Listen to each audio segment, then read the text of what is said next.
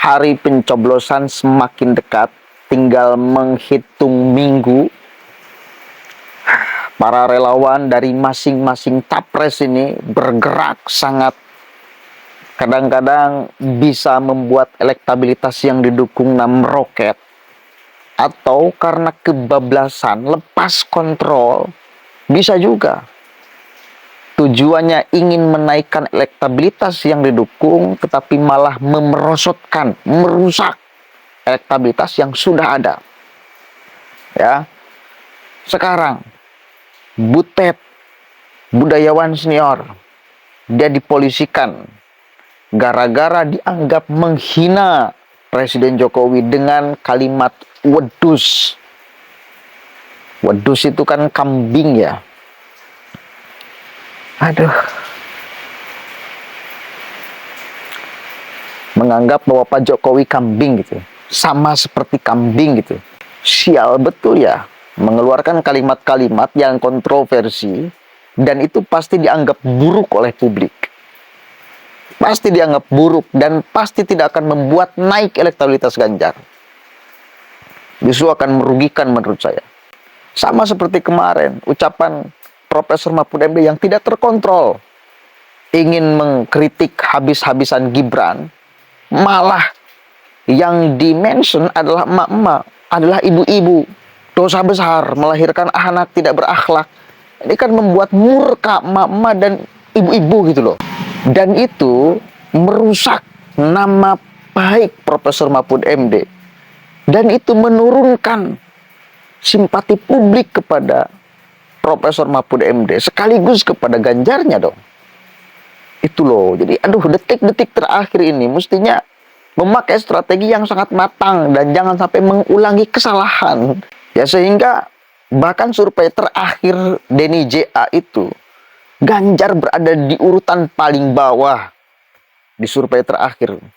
19, berapa persen, Anies 22%, Prabowo 50,7%. Ini bagaimana? Ini Pak Ganjar bahkan di bawah Anies. Kita coba cek dulu nih videonya ya. Tanggapan dari istana juga ada. Nanti puisi Butetnya saya akan tayangkan ya. Kalau memang itu terkait dengan Pak Butet, maka dia masuk kriminal umum, yakni pencemaran nama baik dan perbuatan tidak menyenangkan. Lalu ditanyakan kepada teman-teman, kira-kira mau UU ITE tetap lanjut atau bagaimana? Oleh karena undang-undang ITE yang dijerat adalah pihak lain yang menyebarkan, maka teman-teman relawan meminta agar supaya kriminal umum yang diajukan, dalam hal ini perbuatan tidak menyenangkan dan pencemaran nama baik. Istana angkat bicara soal pantun dengan kalimat umpatan yang dilontarkan budayawan Butet Kertarajasa. Koordinator Staf Khusus Presiden Ari Dwi Payana bilang Presiden Jokowi bersikap biasa saja karena telah terbiasa menerima ujaran kebencian, hoax hingga fitnah sejak pemilu 2014 lalu.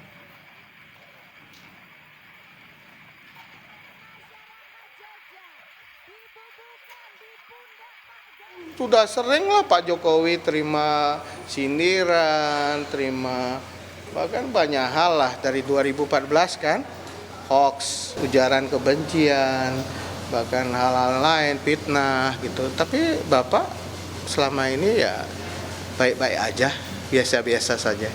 Ya. Setiap Mas Ganjar datang, lalu ada yang ngintili. Hari ini Mas Ganjar akan datang menemui kita. Kemarin sudah ada yang ngintili. Padahal sing tukang ngintil kuwi apa jenenge? Wedhus kuwi isane kudune mung ditongseng.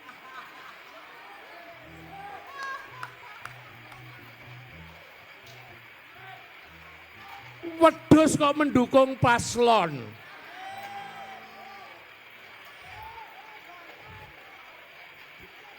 Kabeh bandeng. Bandeng hari ini ketaton. Jadi Oke. pantas nggak sih menyamakan antara Pak Jokowi dengan wedus, dengan kambing? Enggak dong, semua orang pasti akan mengatakan enggak pantas. Seburuk apapun Jokowi, setidak suka pun Anda kepada Pak Jokowi, seberbeda apapun pilihan politik Anda dengan Pak Jokowi, enggak pantas, enggak layak menyamakan antara Pak Jokowi dengan wedus. Enggak bisa dibenarkan oleh dalil apapun, enggak. Ya.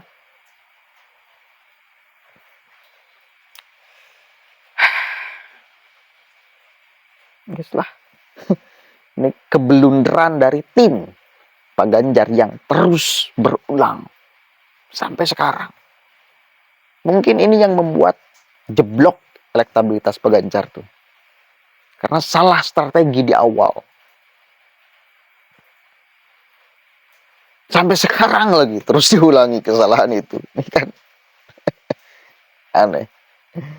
Jujur saja saya mulai nggak respect itu ketika udah mulai ada rencana berkoalisi antara 01 dan 03 dan benar-benar menjadikan Gibran sebagai musuh. Itu loh yang saya menjadi nggak respect kepada Pak Ganjar dengan Pak Mahfud. Pak Mahfud akhir-akhir ini banyak sekali mengeluarkan blunder lagi. Aduh, menerima Faisal Assegaf dan kawan-kawan. Itu loh yang kenapa sih melakukan itu? Tapi ya wis lah, mungkin itu bagian daripada strategi. Tapi ya strateginya kan berarti nggak berhasil. Bila faktanya surveinya bahkan di bawah Anies sekarang. Pak Jokowi katakan itu ngintili Ganjar. Ya itu bagian daripada strategi. Sama. Bukan wedus, bagian dari strategi. Kalau kemudian Pak Jokowi punya pilihan politik dengan memilih Prabowo karena dengan anaknya Pak Gibran, lalu dia datang ke tempat yang